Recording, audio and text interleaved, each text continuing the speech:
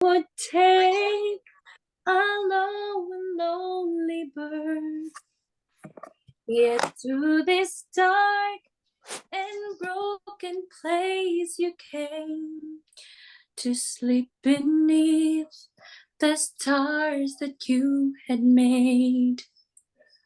Well, love, my God, would send the way of life to walk the road rejected and despised, that you might know the weakness I possess and be my rock of strength and righteousness. Oh, your love, my God, like a flood, as heaven opened up, pouring out on us. Oh, praise the King who came to the world in his love like a mighty flood. What love, my God, could hold you to the tree, to bear that overwhelming debt for me. The Son of Heaven leaves the Father's side. The healer bleeds, the life was made to die. Oh, your love, my God, like a flood, as heaven opened up, pouring out on us. Oh, praise the King who came to the world in his love like a mighty flood. What love, my God, so gracious and extreme, was strong enough to come and fight for me, to go through hell and down into the grave, and raise me up to see you face to face. You raise me up to see you face to face. Oh, your love, my God, like a flood, as heaven opened up, pouring out on us. Oh, praise the King who came to the world in his love like a mighty flood. In his love like a mighty flood. Thank you, Lord. What kind of love that you have to pour out your life for us, Lord. That's how you love us, Lord, that while we were still sinners, Lord, you chose to die for us. We did not choose to come to you, Lord, but you are the one who chose us. Thank you, Lord, and we praise you for your goodness, your kindness, your mercy. In Hebrews chapter 12, verse 2, it says, looking to Jesus, the founder and perfecter of our faith, who for the joy that was set before him endured the cross, despising the shame, and is seated at the right hand of the throne of God. Let's sing the power of the cross. Oh, to see the dawn of the darkest day, Christ on the road to Calvary, tried by sinful men, torn and beaten, then nailed to the cross of woe.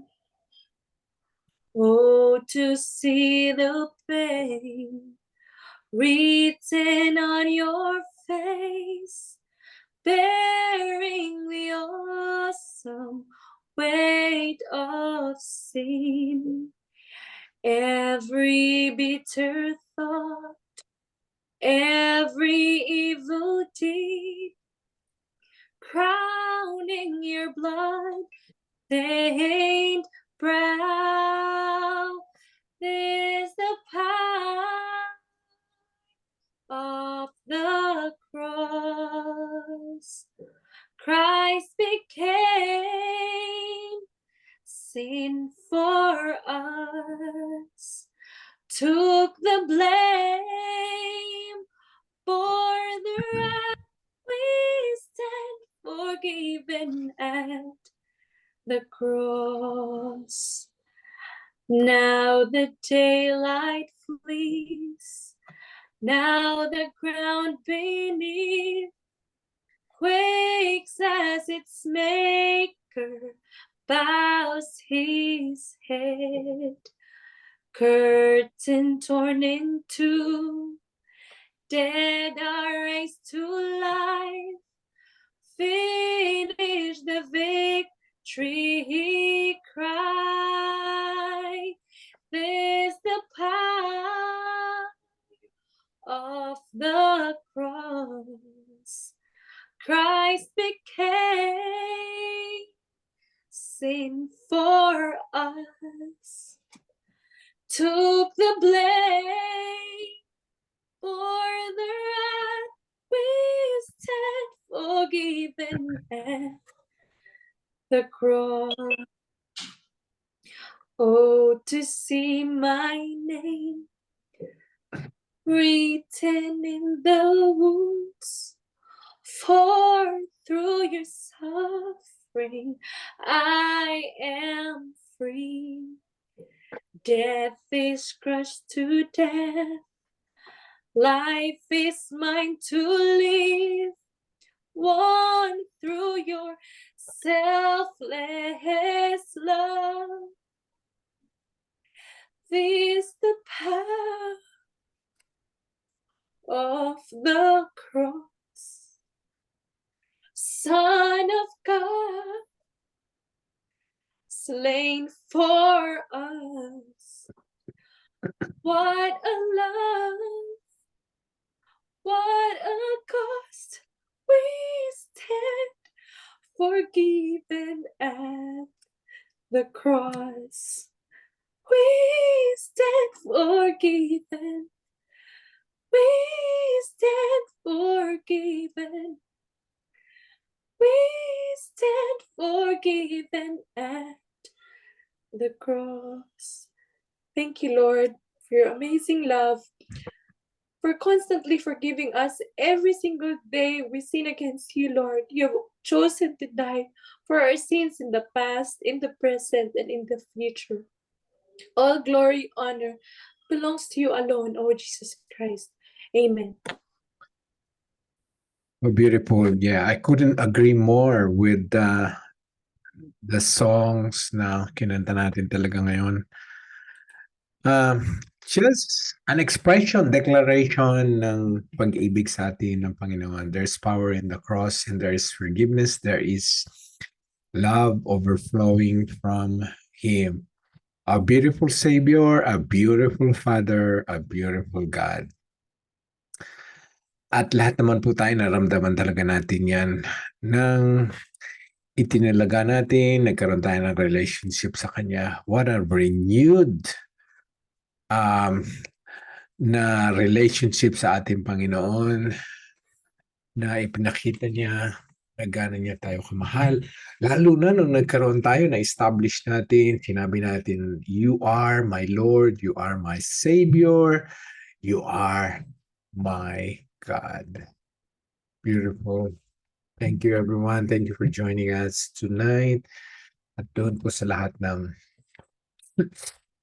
sasama pa, magkaroon tayo ng pagkakaisa ngayong gabi. Okay, let's share the screen.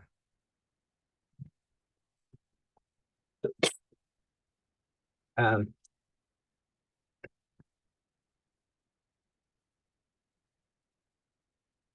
like to share something pala. I posted something na Sa Facebook, about pastors and preachers, yung bang nagbibiro sa sa pulpito, sinabi ko hindi dapat talaga yon. I just heard last Sunday live sa ibang church naman po ito. Live streaming pa naman ang pastor bago siya mag-preach ay nagbiro. Nagbiro ng hindi naman kailangan. At ang biniro pa niya ay kasama ang pangalan ni Jesus. Kaya talagang natuligsa ako na nabahala ako. Sabi ko, hindi po pwedeng ganito, lalo na ang isang namumuno ng simbahan ay siya nangunguna sa ganon. Kilala ko siya na marami naman siyang talagang gawain, pero yung oras na yon talagang hindi po. At marami naman tayo talaga nadidinig na ng mga bagay na yan na ang bago magkaroon ng pag-sharing ng word ay nagkakaroon ng biro o nag-share muna ng joke. Anong purpose? Para patawanin ng tao, para maging gising, buhay.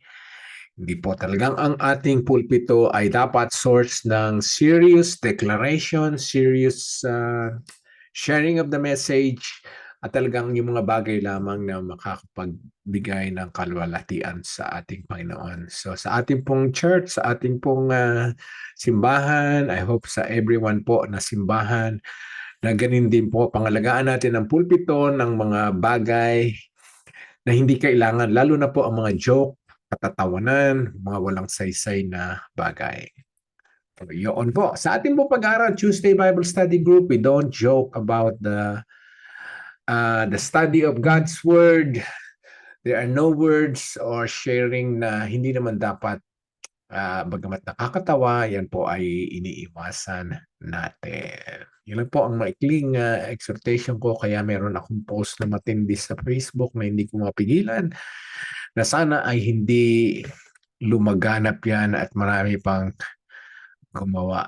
Yun lang po intention ko, kaya ako nag-post ng ganun bagay. Okay, let's share the word. Let's share the screen.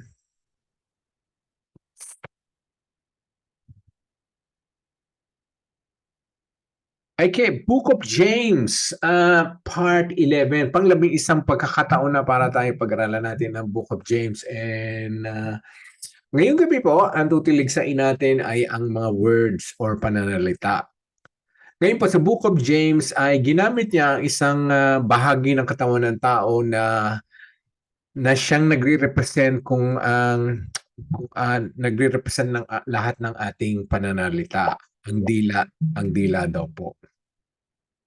The tongue is that part of the body that representing ng mga pananalita natin. Pero sa ating pong technology ngayon, sa ating mga kinalalagyan ngayon, lalo na po mga social media, it's no longer words coming from our mouth that can deliver a lot of communication messages sa ating pong mga tagapakinig, followers, tigabasa. So we need to study what the Bible says about words. Okay, so hindi lamang po verbal, hindi lamang yung sinasabi ng ating bibig ang cover ng ating discussion ngayon, kundi anumang mga messages na ginagawa natin, be it via email, Facebook, Instagram, all those social media platform na maaaring ang kamay natin ang nag-type or copy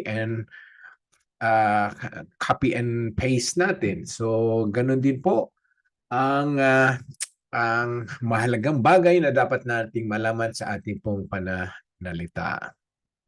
Sa ating pong mga Kristiyano, merong ginagamit tayo na dapat nakatuon lamang sa isang bagay. Halimbawa, ang ating kamay ay ginagamit lamang upang gumawa, humipo, at magbigay ng kalugudan pagsamba, papuri sa Panginoon. Ang ating mga ay dapat ang mga tinitignan lamang, ang napapagmasdan, ang binabasa ay yung mga bagay na makakatulong sa ating spiritual growth. Ganon din ang tainga natin. Dapat ay ang mga pinapakinggan natin ay ang mga bagay na kalugod-lugod, masaya, katotohanan, at nakakapagpalakas ng ating sarili, ng ating spiritual, ng ating emosyon, maging ang ating pag-iisip. So may mga parte tayo ng katawan natin na dapat nakalaan lamang sa mga magagandang bagay at doon lamang ngayon nakatuon. Lalo na po tayong mga Kristiyano, mga born again. Kasi nga binigyan na tayo ng bagong pagkatao, binigyan na tayo ng bagong espiritu. Ang lahat-lahat ng ating sarili ay tinubos na ni Jesucristo. So God redeem us from the curse of sin. So nagkaroon tayo ng bagong espiritu. Ang ngayon ang katawan natin, ang physical natin ay bagamat hindi pa nabago, yan po ay babaguhin pagdating ng panahon. So we'll be glorified in all aspect of our being. Ngayon, may mga parte ng katawan natin na dahil na born again na tayo, dapat ay maging holy na, maging malinis na at karapat-dapat. Ngayong gabi nga, ang sentro ng ating discussion ay ang ating dila. Okay? Ang isang parte po na binibigyan ng warning ng Bible, ng matinding katuruan, ay ang pagtuturo. Ang sabi sa James chapter 3, so 12 verses po ating mabasahin ngayong gabi. Not many of you should become teachers, my fellow believers, because you know that we who teach will be judged more strictly. So why are we discussing this? Not everyone in this group is a teacher or preacher or declaring things sa isang grupo, sa simbahan, o sa anumang environment. Ito naman ay binigay lamang ni James na warning kasi nga kung ang pakay ng isang tao para magturo ay para maging tanyag siya or kumita o para magkaroon siya ng power over groups of people.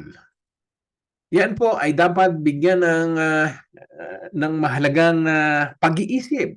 Kailangan isipin natin maigi. What is your desire to become a teacher? Is it to share the word, to impart to others the truth, the context of the scripture, or you simply want to have title and control? Kaya nga may guidance si James. Not many of you should become teachers simply because you want to have those selfish agenda. Kasi nga, tandaan natin, sabi ni James nandito sa verse na ito, because you know that sinabi nga ni James, sinama niya ang sarili niya, kasi nagtuturo siya, that we who teach will be judged more strictly. So yung topic natin ngayong gabi, ang una mo nang in-address yung mga nagtuturo. Bakit matindi at unang-unang parang pinaka-importante ito na i-discuss ngayong gabi? Kasi nga ang teachers po ay mayroong power ang kanilang pananalita.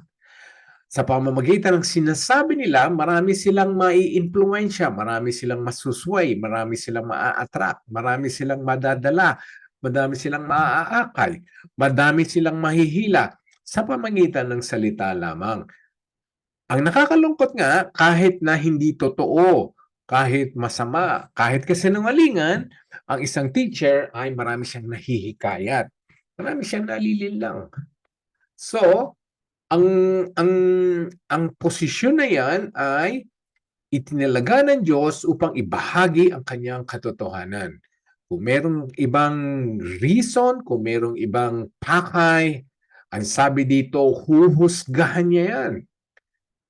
Teachers will be judged more strictly. So makita po natin dito palang sinasabi na mas matindi, mas binabantayan, minamatyagan ng Diyos ang mga nagtuturo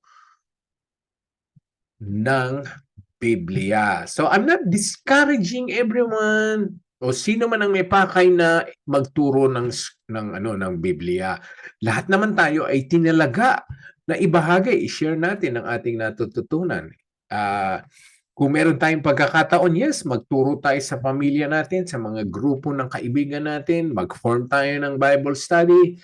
And that is simply to share with them yung mga truth na natutunan na natin. And this is the proviso po. A teacher cannot teach something that he or she is not doing, no intention to do, has not become part of his daily living. Hindi niya na ipamuhay. How can someone teach someone ng isang bagay na hindi niya nagagawa, hindi niya kayang gawin, wala siyang intention gawin. So a teacher must be able to teach what he himself has already applied. Kailangan may application na yung teacher dun sa mga sinasabi niya. Maaaring kung totoo man, kung halimbawang bago pa man ang isang subject, bago pa man na natutunan o nagkaroon ng revelation ng teacher, dapat meron na siyang intention na gawin yon, sundin yon. Okay? Wala kang bagay na dapat ituro na hindi mo balak gawin or i-apply sa iyong buhay. Napakalaking hypocrisy po niyan. Bakit mo i-correct ang isang tao na ikaw ay hindi mo itinatama sa iyong sarili? Kaya sabi ni James, be careful. Teaching is a noble task. It's a godly motive. So, kung binigyan ka ng gift, sabi ng Biblia, so go and use that gift to impart truth, knowledge, to encourage others, to help others be built up in the Lord, not in yourself, hindi para sa iyong sarili. Again, babalik tayo. Bakit? Because the teachers or those who teach will be judged more strictly. Yan pala dapat magkaroon na tayo, magising na tayo na ang pagtuturo po ay isang napakaseryosong posisyon. Tapos tayong mga nangangaral, nagtuturo, ay dapat pag-ingatan natin talagang maigi ang ating sinasabi. Yun lamang totoo, yun lamang ibinigay sa atin ng Panginoon sa pamagitan ng prompting niya sa puso natin ang dapat nating ibahagi, ang dapat nating i-share. Why? Because we will face the ultimate judge, the ultimate teacher, the ultimate one who sees and hears everything. At saka yun naman talaga ang master natin. He's the one sending us, commissioning us, appointing us, calling us to be teachers if that is his desire for you and for me. So, kung meron po kayong gifting na ganyan, then go! Gamitin po natin. But be sure what we teach, what you share is the truth from the Bible. Okay. Ngayon, ang verse 2 naman po, sabi, we all stumble in many ways, sabi ni James.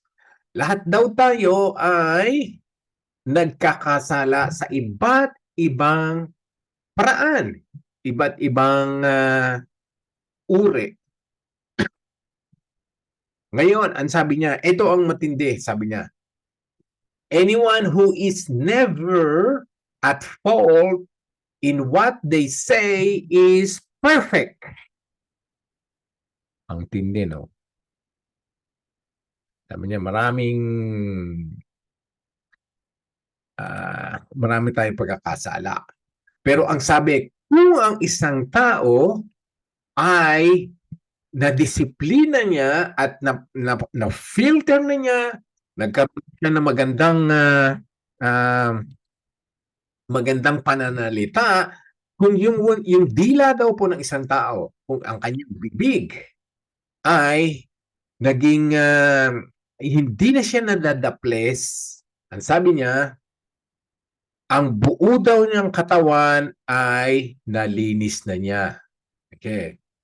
So anyone who is never at fault in what they say is perfect. So makikita natin dito, sinasabi ni James yung ang unang-unang nagpapadumi, nagdudulot sa atin ng kasalanan ay ang ating bibig, ang ating dila. Dahil pag yan daw ay napalinis mo, ikaw, ang buong katawan mo ay malinis na. Sabi, able to keep their whole body in check. Can we see po? Can you see the seriousness ng ating bibig, ng ating dila? Hindi sinabi ni James na pag ang paa mo ay tama na ang nilalakaran, you're able to keep your whole body in check. What about the hands? What about the ears? What about the eyes? Pero si James sinabi, umpisahan mong linisin ang iyong salita. Umpisahan mong linisin, itame ang iyong dila, then you will be able to keep your whole body in check. What is he telling us? Na ang dila, ang bibig, ang pinakamahirap na supilin.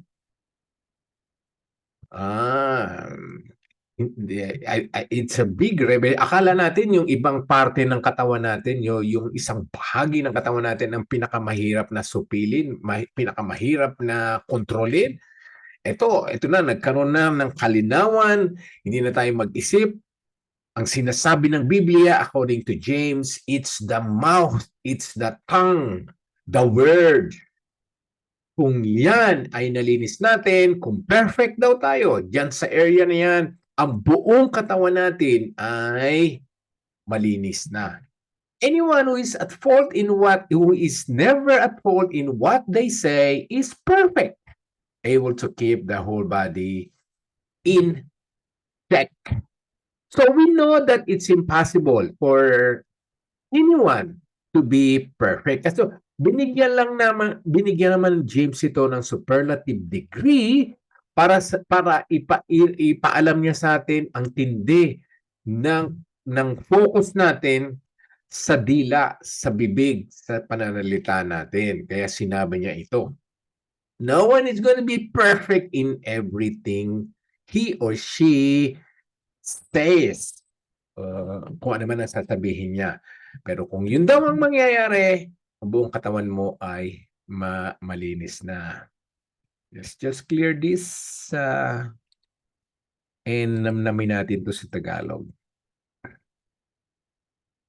Sabi sa Tagalog, mga kapatid, huwag lahat tayo ay madalas magkamali. So lahat ay nagkakamali. Hindi lamang once, kundi madalas. So ang sinabing pagkakamali ay nagkakasala. Lahat tayo ay madalas magkasala.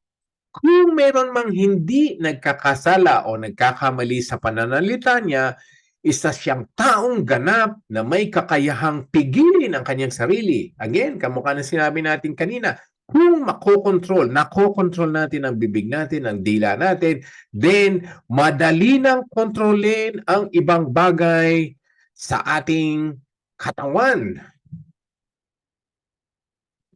That is the truth. Kung hindi man tayo agree dyan or meron tayong experience na merong bahagi, may mga bahagi ng katawan tayo na mahirap na supilin o talagang kontrolin. Ngayon, ito po ang totoong sinasabi sa atin. Yung dila muna ang una. Yun ang pinakamahirap. Yun ang dapat na mag-concentrate tayo, lalo na isang taong pinanganak ng muli, anak na ng Diyos. Siya ay tinatawag na banal.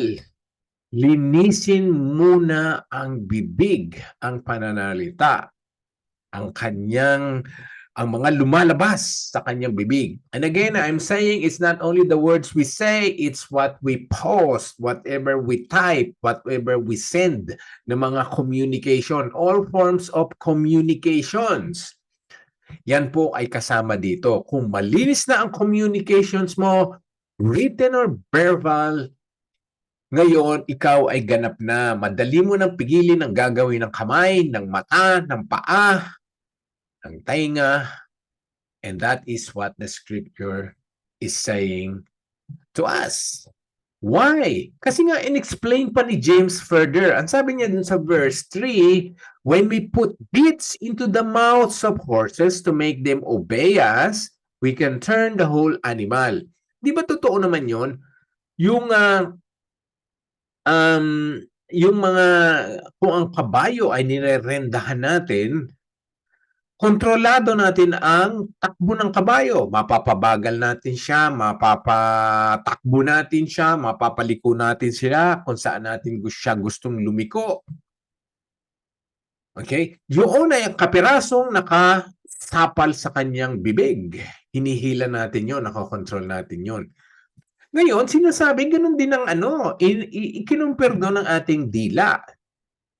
Yung kung nakokontrol natin ang ating bibig, ang ating dila, ang ating pananalita, ang buong katawan daw natin ay nakokontrol na. Again, it's a revelation from the scripture according to James. Kontrolin mo ang iyong dila, ang iyong panalita, ang iyong bibig.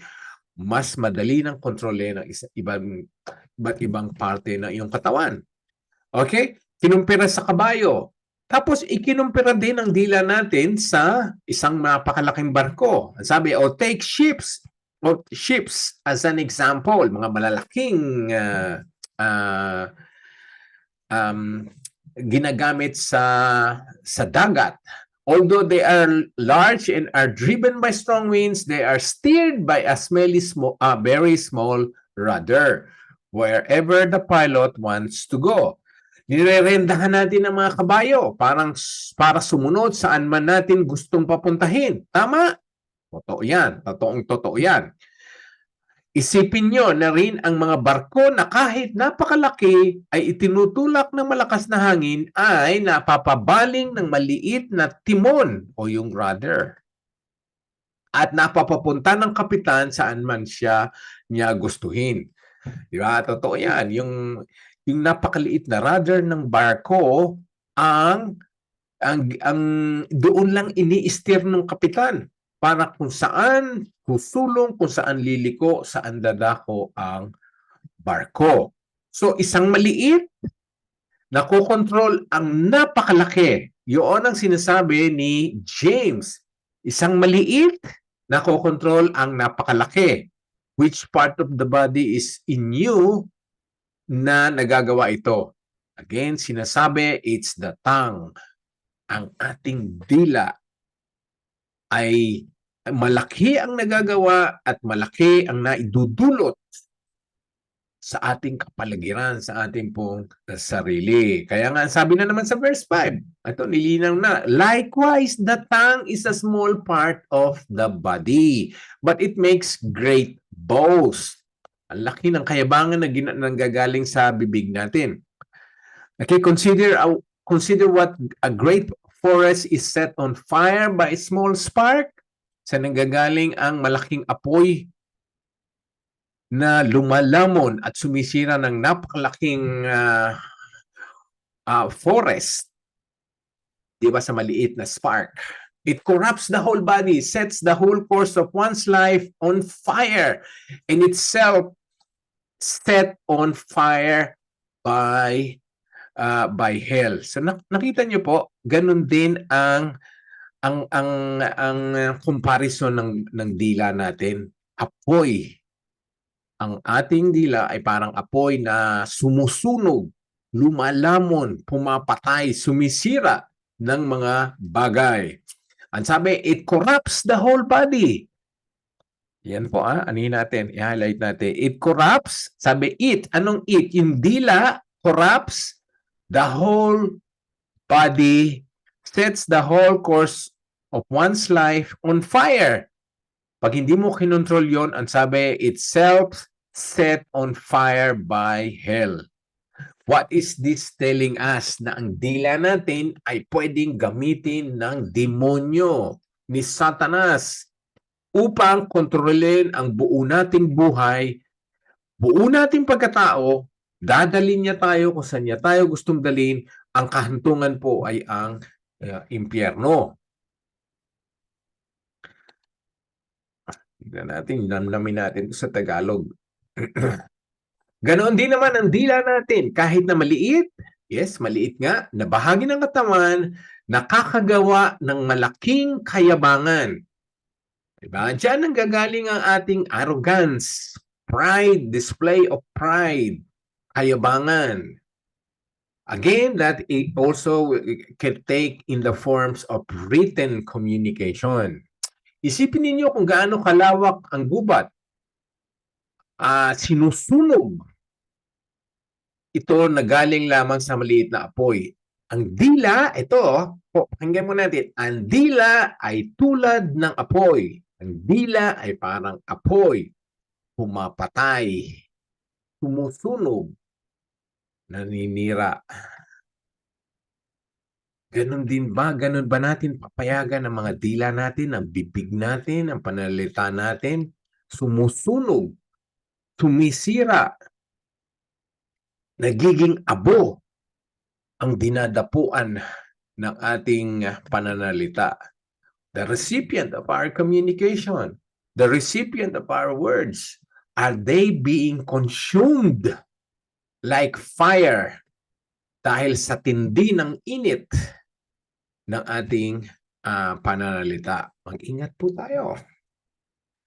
Sabi dito, napakaraming, ito, i-highlight natin, napakaraming kasamaan ang nagmumula sa ating dila at ito'y nagpaparumi ng buong pagkatao natin. Yon. So, ang words natin ay kung madumi yan, ang buong katawan natin, ang buong tayo, ang buong ako ay madumi na. Sabi nga ng Biblia, out of the fullness of the heart, the mouth speak. Ano ba ang nasa heart mo? Kundi lahat ng mga bagay na sentro ng iyong pag-iisip, sentro ng iyong desire, sentro ng iyong emosyon ay nilalabas ng bibig. Then, so tama yung sinasabi ni James dito sa verse 6. Ang dila ay tulad ng apoy, napakaraming kasamaan na nagmumula sa dila at nagpaparumi sa buong pagkatao natin. So you cannot pretend that you look good, that you dress well, that you look elegant, pero madumi, malansa, masagwa ang iyong pananalita. Then, that's you. Kahit anong pagkubli natin sa ating sarili. Intindi po ng sinasabi ng Biblia tungkol sa description ng isang taong marumi ang dila, marumi ang pananalita. So, ang buong pagkatao natin ay marumi na. Sabi, katulad ito ng apoy na nanggagaling sa impyerno at sumisira sa buong buhay natin. So, akala natin ang sinisira lamang ng dila natin ay ang kapwa natin. According to James 3 verse 6, katulad ng apoy na nanggagaling sa impyerno, sumisira sa buong buhay natin. Kaya nga ito ang isa sa ginagamit talaga ni Satanas, ang dila natin para manira ng iba, and at the end, it will destroy ourselves, ang ating mga sarili mismong buhay. At sisirain na niya yon at idadalhin pa niya sa impyerno. Again, saang paraan sa ating pong pananalita. Okay, so akala natin ay yung ibang bahagi ng katawan natin ang magdadala sa impyerno. Yung pala, ang dila natin, ang isa na talagang kino-concentrate ni Satanas, talagang pinupursige niya, na gamitin niya sa kasamaan dahil alam niya pag ginamit niya yon, talking about our tongues, our mouth, our lips, our words, tayo ay mahihilan na niya sa impyerno. Hindi ba tayo natatakot dyan? Hindi ba tayo nagagambala dyan sa Revelation na yan? It is it is that part of our body na sabi na nanggagaling sa impyerno ang impluensya, ang control. Okay, ngayon, akala natin, nung una, pag isinara natin ang bibig natin, ay pag tayo ay tumahimik, tayo ay banal na. Pero ang totoo po, hindi po laging ganyan dahil napakahirap na itikom ng isang tao ang kanyang bibig kung siya po ay talagang punong-puno ng kasamaan sa kanyang kaloob-looban. Dahil lalabas yun, sasabog yun. Maaring panandali, siya ay tahimik, walang sinasabi, pero again, a revelation according to the scripture, out of the fullness of the heart, the mouth speaketh. Lalabas yun at ibubulyaw niya, isisigaw niya, ibabahagi niya at sasabihin niya. Napakahirap daw kontrolin ng dila. Sino may sabi niyan? Ang Biblia. Kaya tignan natin po. The tongue is a small, verse 5. All kinds of animals, birds, reptiles, and sea creatures are being tamed and have been tamed by mankind. Totoo o hindi? Hindi niyo ba napansin, maski leon, maski mga ibon, mga malalaking mga dambuhalang hayop, mga elepante, ay natitame daw yan, napapasunod, have been tamed by mankind. Kasi nung una pa naman, talaga itinalaganan ng Diyos na ang animal world ay dapat ang magro-rule ang mankind. Ngayon, naging mabangis na ang mga hayop na ito at hindi na sumunod, hindi na nagpapasailalim sa mga tao nung ang whole creation ng mundo ay nasira at na-corrupt ng kasalanan. Kaya ngayon, natitikman natin ang bangis, ang tindi, at ang puot ng mga hayop sa ating paligid. Okay. Sabi, pero sa kabila niyang sitwasyon na yan, ano pa rin natin siya, nakokontrol pa rin natin, natitame, na napapasunod pa rin natin sa kanila. Pero itong verse 8, tingnan niyo po. Kung nagagawa natin yun sa anumang klase ng hayop, maliit, malaki, lumilipad, lumalangoy, ang sabi po ay, but, pero, no human being can tame the tongue. Ayan. No human being can tame the tongue. That means you, yourself, ako mismo, hindi ko kayang pigilin yan on my own, on your own. You cannot do it. So you cannot pretend that you can do it. So you need the strength of God. Kaya nga ang sabi, no human being, but God can. And God working through us and in us and with us can tame the tongue. Kaya kailangan po natin ng Panginoon. Kailangan natin ng Holy Spirit. Kailangan natin ang lakas niya.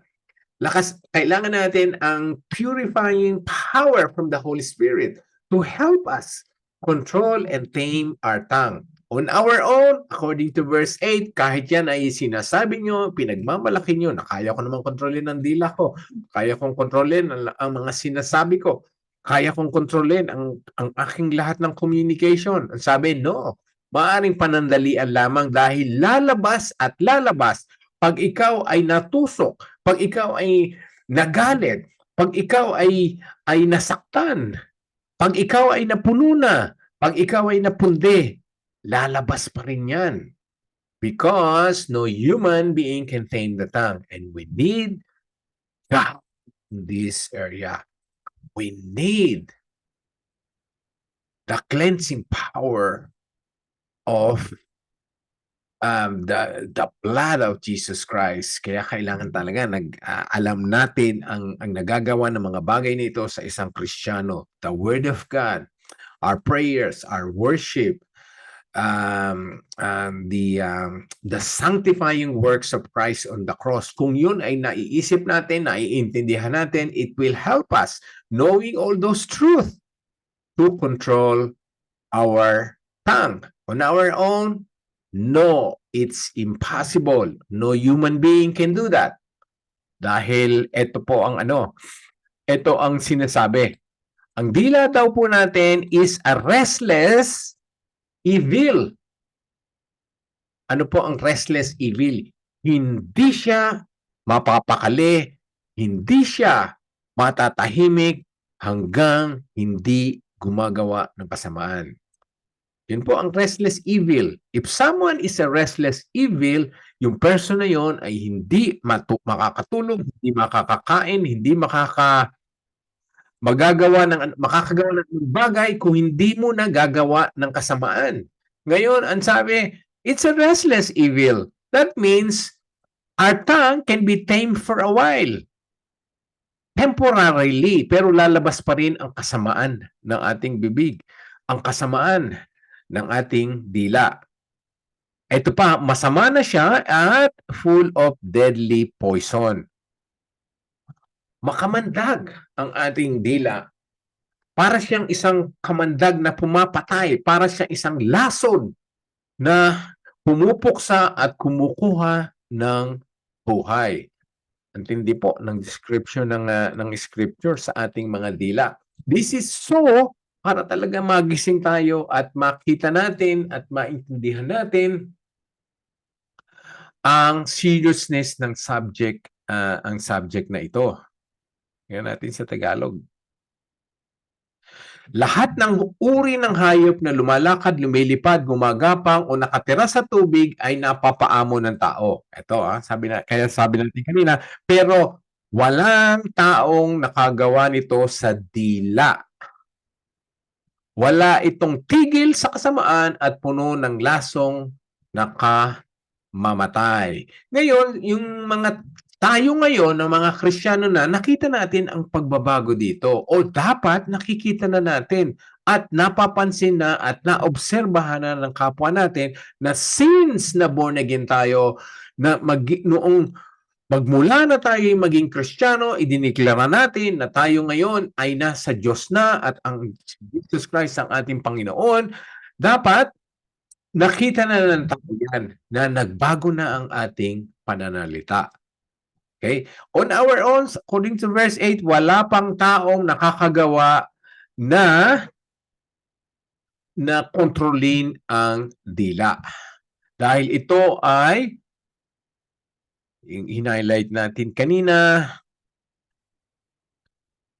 wala itong tigil sa kasamaan at puno ng lason nakamamatay. Kaya yan, kung maghahanap tayo ng description ng dila natin, hindi natin ginagamit yan sa pagkain lamang.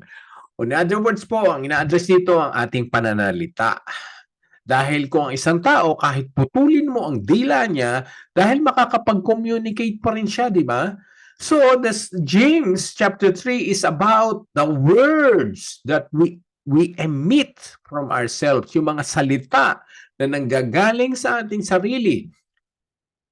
Yan ba ay sulat? Yan ba ay sinabi in words, written, or other forms na i-communicate natin at sinasabi natin sa iba?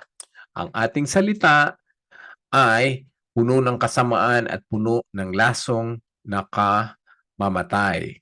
So, again, yung mga description na yan ay nangyayari pa doon sa mga taong wala kay Kristo. Ngayon, ang tanong, ngayon, ayaw niyo pa ba? Kaya nga tayo mga born again na ay napalaki ng ating sitwasyon. Kasi nga, makikita nyo ang pagbabagong nangyari sa atin. Ang pagbabago ng iyong salita, ang pagbabago ng iyong communication, ang pagbabago ng iyong mga ibinabahagi sa iba. Ngayon, mayroong isang malungkot po. Malungkot na nangyayari sa isang Kristiyano na hindi pa talaga nagpapasailalim sa Panginoon, hindi pa hinahayang ang Panginoon ang mag-control ng ating mga pananalita. Ito po ay nangyayari sa isang Kristiyano na napakalungkot. Kaya ready po? Ito. With the tongue, we praise our Lord. Yan, magaling tayo. Maraming mga Kristiyano magaling magpuri sa Diyos, magaling sumamba sa Kanya, napakagaling ng mga prayers. They're really talagang nakakagimbal at nakaka-touch ng ating emotions. Talagang maano ka, para kang lulutang sa ulap kung madidinig mo silang magpuri sa Panginoon, magdasal. Sabi niya, with the tongue we praise our Lord and Father. We, tayo mga Kristiyano, sabi ni James, sinama niya ang sarili niya. And with it, we curse human being. How sad this truth. We curse human beings.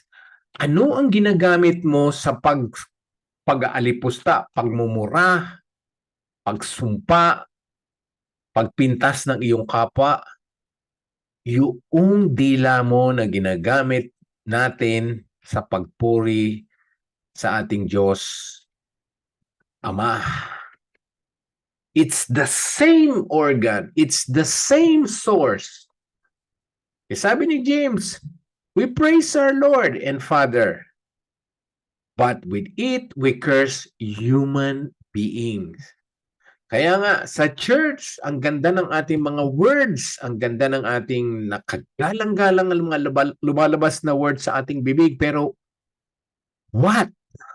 Paglabas natin ng simbahan, pagmamaneho pa lang, nasa sasakyan pa lang tayo, nag-iiba na ang takbo ng ating bibig. Nag-uumpisa na tayong we curse human beings, other drivers, our passengers, the one who's sitting next to us in our vehicles. And then pagdating sa bahay, yung mga kasama natin sa church, yung mga mahal natin sa buhay na hapit kamay tayong nagpuri sa Diyos, tinaas natin ang kamay natin, humanta tayo, umawi tayo sa Kanya, and then at home, we curse each other. Nagmumurahan na, nagsisigawan na, nagsusumpaan na, mga masasakit na salita. Ano po ang ginamit natin sa pag-awit, pagpuri sa Panginoon? Ang dila, ang bibig. Pero pag-uwi, pagdating sa ibang lugar, ang dila, ang bibig ay ginagamit naman sa kasamaan sa mga masasakit na salita. Okay, ito po ang maganda dito sa chapter 9. Sino po ang pinupuri natin? Our Father, our Lord, and our Father. Ngayon, yung minumura natin, ang sabi dito ay have been made in God's likeness or image. Yung minumura mo ay creation ng Diyos na kawangis niya. Wow. So, yung minumura mo ay kawangis ng Diyos or in the image of God or tulad ng Diyos. In the image of God, minanakasa kasi natin ang mga nature, ang mga karakter ng Diyos na ibinigay din sa atin, ibinahagi sa atin. Like pag sinabi natin we were made in the image of God, God is loving, so He made us loving. God is merciful, so God shares His mercy with us. God is forgiving, so we are also forgiving. God is affected by things, so tayo man po ay nagiging emotional din. So marami pong bagay na meron ng Diyos na ibinahagi niya sa atin. So yung taong minumura natin, sinisigawan natin, inaalipusta natin, ay meron siya mga character na galing sa Diyos. Parang bahagi ng Diyos yung iyong minumura. Whether the tao na yung pinapagalitan, minumura, inaalipusta, ay believer or not. So nakita niyo po ang tindi ng ginagawa natin. Yung ang toothbrush mo, ayaw mong paggamit sa iba, di ba? Minsan meron tayong kanya-kanyang kutsara, kanya-kanyang baso, kanya-kanyang tasa, ayaw mong gamitin ng iba. Pero sa pagdating sa Panginoon, yung ginagamit natin para sa Kanya, ay ginagamit din natin para sa ating mga kaaway, kagalit, at maging mahal sa buhay. Sabi sa verse 10, Sabi po sa verse 10, yung ginagamit mo sa simbahan at ginagamit mo sa bahay ay iisa lamang. Ang sabi, out of the same mouth come praise and cursing. Out of the same mouth. Di ba totoo naman yung bibig natin na ginamit natin sa church ay the same bibig na ginagamit natin sa bahay, sa opisina, sa eskwelahan, sa trabaho, or kung saan man tayo dumadako. Ang sabi dito, my brothers and sisters, this should not be, hindi pwede, hindi pwedeng isang bagay ay gagamitin mo sa isang banal na sitwasyon, sa isang banal na Diyos, at tapos gagamitin mo rin sa kapwa mo na bagamat siya'y may kasalanan, bagamat siya'y masama, but you're using the same mouth, praising and cursing. Namin natin ito sa Tagalog kasi ang ganda ng Tagalog nitong verse 9. Sabi, sa pamamagitan ng dila, pinupuri natin ang ating Panginoon at Ama. Pero sa pamamagitan din nito, you say the same mouth, the same tongue, sa pamamagitan nito ay sinusumpa natin ang ating kapwa na nilikhang kalarawan ng Diyos. So yung pinuri mong Diyos at minura mong tao ay merong karakter sa kanya ang Diyos. Siya ay kalarawan ng Diyos. Mula sa isang bibig na nanggagaling ang pagpupuri at pagsumpa. Sa isang bibig nanggagaling ang pagpuri at pagsumpa. Ang sakit nga naman kung ating pong talagang i-analyze to. The same mouth who praise God is the same mouth who curse your fellow men. Mga kapatid, hindi dapat ganyan. Siguro kung kung bibigyan natin ng sound or tone itong sinabi ni James, dapat matinding-matindi ito. Hindi lamang ang sabi mo, mga kapatid, hindi dapat ganyan. Para bang sa tindi sa seriousness ng sinasabi natin ni James, itong parteng ito is paano mo bibigyan ng tono to na matindi at talagang very serious? Mga kapatid, hindi dapat ganyan. Siguro bibigyan natin ng tono yung message na yan na sinasabi. Hindi dapat kang yung bibig mong pinupuri mo ang Diyos at gagamitin mo ang the same mouth, ang parehong bibig na yan para sumpain ang iyong kapwa. Mga kapatid, hindi dapat ganyan. Hindi pwede. Hindi maaari. Huwag mong pahintulutan. Huwag mong pabayaan. Mga kapatid, hindi dapat ganyan. So I'm also talking to myself. Lahat tayo ay nadadaples dyan sa area yan. Sabi nga kanina, lahat tayo walang makaka-tame ng ating dila on our own. That's why, again, I'm going to re-emphasize, we need God in this area. We need God and His strength, the Holy Spirit, the Word of God to help us tame our tongue.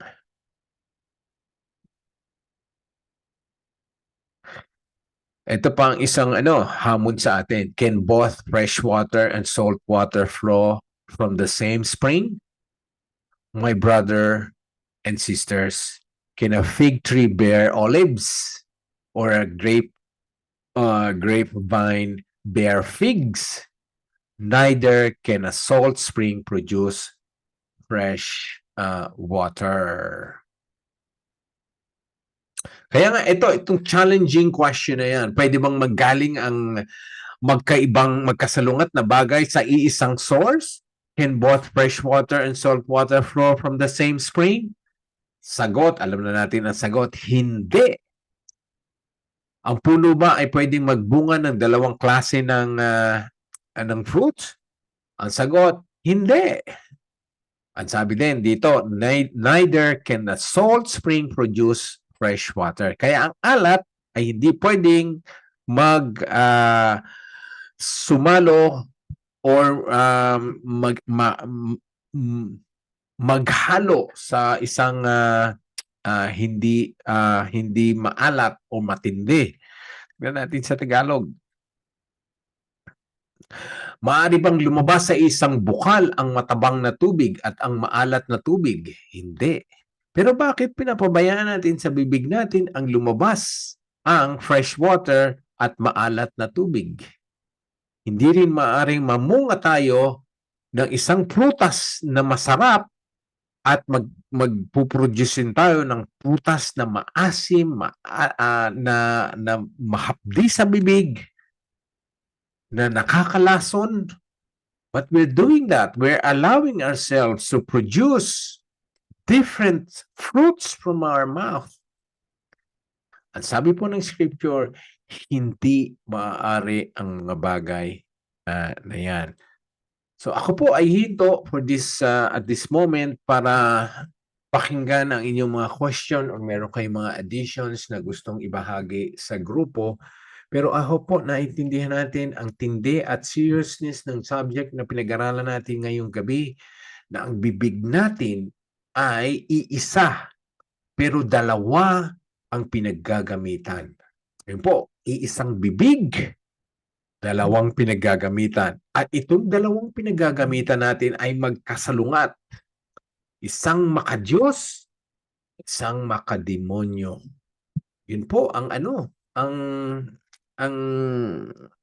ang tema at tono na sinasabi natin ng Biblia. We praise God. And also we curse men by the same mouth or tongue or lips or words. We cannot do so. Meron po kayong question. Meron kayong gustong idagdag. Meron po kayong gustong linawin. Sa ating pong pinag-aralan ngayong gabi, na hope ay natinag ang puso natin at nagkaroon na tayo ng desire na talagang i-concentrate, i-filter, salain ang lumalabas sa ating mga bibig. Ano ba yan? Pagtaas ng kamay ba yon, Jeff, Pearl, or agreement lang yon?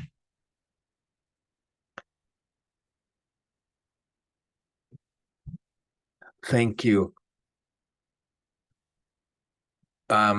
So I hope po ang katahimikan na wala po kayong gustong tanungin or linawin. Ang ibig sabihin po ay lahat tayo ay nalinawan na sa ating pong very serious subject na tinutuligsa po ako, kayo, kayong lahat dahil nadadapa po tayo dyan. Nadadapa tayo dyan at madadapa pang muli. Pero sa pamamagitan ni Kristo, sa pamamagitan ng banal na Espiritu na nakatira na sa atin, we can do it. We can filter, talagang salain, maigi-maigi ang lumalabas sa ating bibig. Lalong-lalo na po na tayo ay mga Kristiyano, believers, children of God. And we are, remember po, we are representing Him through our words, through our mouth. How serious is that role na tayo po ngayon ay mga Kristiyano na. Again, once again, any question? Anything to add? Anything to clarify? Salamat po kung ganon. Kung sa katahimikan ay na lahat po tayo ay nagkaroon na ng maliwanag na pag-aaral ngayong gabi. Kung ganoon po, atin pong